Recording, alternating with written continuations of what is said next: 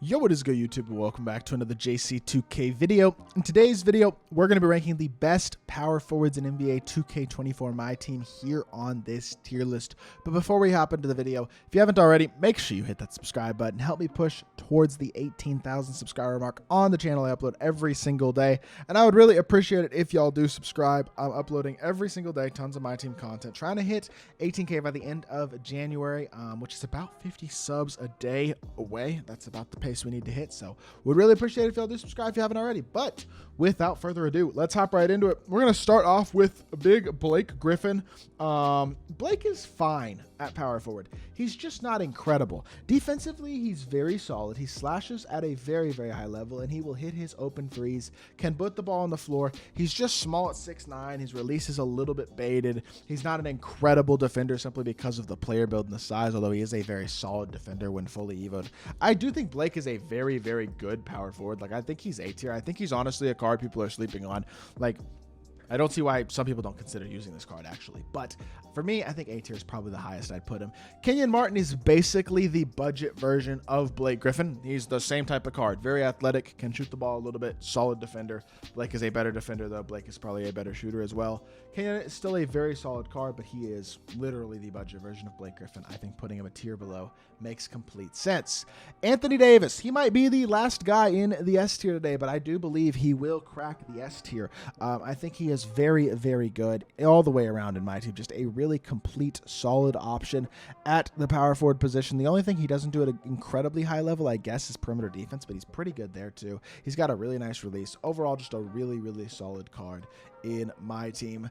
Chet Holmgren, Diamond Chet. Now, Diamond Chet doesn't have a ton of defensive ability is the problem with him. He's got really, really low strength, which is also an issue. But he doesn't have much shot creation, and defensively on the perimeter, he's very limited. So I think he's a lot more mediocre than the Pink Diamond, which is obviously S. That's why I put both of them on here, because I think there's a big difference between the two. Pink Diamond is the best center, or the best power forward in the game still, in my opinion, or at least top 2 at the very worst, because he is so complete stat and badge-wise. Such an elite option at the power forward position. Chet is an incredible free card. Chris Bosh is a slightly worse version of Chet Holmgren, in my opinion. I think they're basically about the same card. The thing to remember with this list is it literally is only about 18 cards, because there aren't that many great power forwards in the game. So if I'm only ranking the best, there aren't that many incredible options to choose from. So I got to be kind of harsh on some of these cards that are still decent. And guys like Diamond Chet, Diamond Chris Bosh, they're not awful cards. They're just a bit outdated at this point, and among the best of the best. That matters. DeMarcus Cousins, very solid at power forward, dunks the ball well. Defensively, he's okay. Shooting wise is also okay. Playmaking wise is okay. He's not great, but he's an okay-ish option. Like, that's, I think, very fair way to put it. I think B tier is probably good, maybe even low A. I did not click on the Evo button for Dirk when I downloaded his picture, so this should be Pink Diamond Dirk. Pink Diamond Dirk would be B tier, I think. I mean, as a power forward, he's a little slow. That's his biggest flaw. He almost is better at center, but he's a very, very good shooter. And defensively, he's not terrible. I mean, he's not good, but he is super athletic as well. It's just the lack of speed on him is the biggest issue at the power forward position, I think. I think he's honestly probably a little better at center, but I don't know. B, C, I'm not sure. Evan Mobley's going to go A. I really like him defensively a ton. I think he's basically Kevin Garnett. Like, I think they're pretty much the same card. I think his release is a bit baited. He's not a great playmaker, but everything else about the card is really, really good. He dunks the ball well, and defensively, he is an absolute menace. Super complete, super good. I think A tier is very fair for him. Giannis going in the S tier. Giannis is a monster. I mean, he is 7 foot, able to defend at a crazy high level, of course, able to stretch the floor a little bit. Both Giannis's would be S tier. The reason I did not put both Giannis's on this list, where I did put Diamond Chet and Pink Diamond Chet, was because those guys are pretty significantly separate. Diamond and Pink Diamond Giannis would both be S tier. So, because they're pretty much the same card. The Diamond has the ability to get every single badge. The Pink Diamond has slightly better stats and as well base badges than the Diamond does. So I would say they're about the same, though, and they're both Giannis. They impact the game incredibly well. Still as good as any power forward in the game, pretty much. I mean, still certainly in that argument to be one of the very best. Incredible card. Hakeem will also go S, although I will say Hakeem's release has definitely gone down a tier for me over the past few days, because I was kind of a fan of Hakeem, and then I started playing competitive games against him. And I realized that his release is a little more baited than I realized, and he's not that good. When I play against people who have Hakeem, he's not that incredible. He's not a bad card. He's certainly not a liability on the court. He's still very, very good, still S tier, but I think I take Giannis over him. I think he's the 4th best power forward in the game right now at best. Very good card, but not truly unbelievable. Jonathan Bender is just missing a lot of stats and badges. Honestly, he's just not complete enough, especially on the badge side, to be among the best power forwards in the game. That is just my opinion, but I do think it's pretty fair to put him D tier probably. I'm going to put KG A tier. Defensively, he's awesome. Very similar to Evan Mobley. He doesn't have the ability to handle the ball very well or shoot the ball very well, so that does lead to some problems for KG.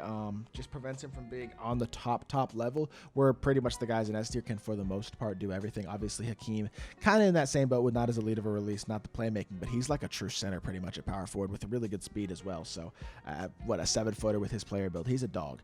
Now, I'm going to have 5 guys in S tier because Kwame Brown is amazing and he deserves to be in the S tier. He is absolutely phenomenal as a card.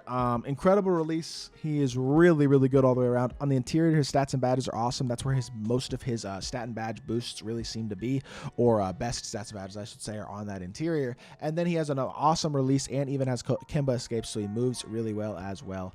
Just such a versatile, good power forward. Almost a must-have card in my team. I think he's one of the most must-have cards in my team. Really, really like Kwame Brown. Pascal Siakam is on the level of both Chet and Bosch, I would say. Like, defensively, very mediocre. Or not very mediocre. He's good defensively. He's just not awesome offensively. He's undersized at only 6'8". His release is kind of baited. He's not an amazing playmaker. He's just an okay card. He's not special, but he's not awful. Rui Hachimura is not very good. I will say, just defensively, he's so flawed without his duo with Austin Reeves. Offensively, he's got a really good release, but that's about it. And even with the duo, I mean, he's still not an incredible playmaker. Defensively, he's better, but he's not incredible. I think he's good, but when you match him up against the best of the best like this, it's not a very fair matchup. And honestly, same thing for Tony Kukoc. That card just isn't very good. I mean, he's a collector level reward, but unsurprisingly, I will say collector level has been a bit lame this year again. Not a ton of great collector level rewards. I mean, I'm not sitting here and saying that Sean Marion was amazing, or Bradley Beal, or Tony Kukoc, or definitely not Tiny Archibald, or any of those guys. Like, they just have not been very good. Collector level rewards this year, which isn't a huge surprise, but hopefully that's something that we might see tweaked in the future. With that being said, this is my tier list for the best power forwards in the game right now. I'd love to hear y'all's thoughts on my tier list, and I know I didn't include that many cards, so if there's anybody I left off the list that you'd like to hear my thoughts on, feel free to leave a comment, and I'll let you know. If you did enjoy the video, make sure you hit that like button, leave a comment, and subscribe. I'll be back with more 2K content very, very soon, and I appreciate y'all. Peace.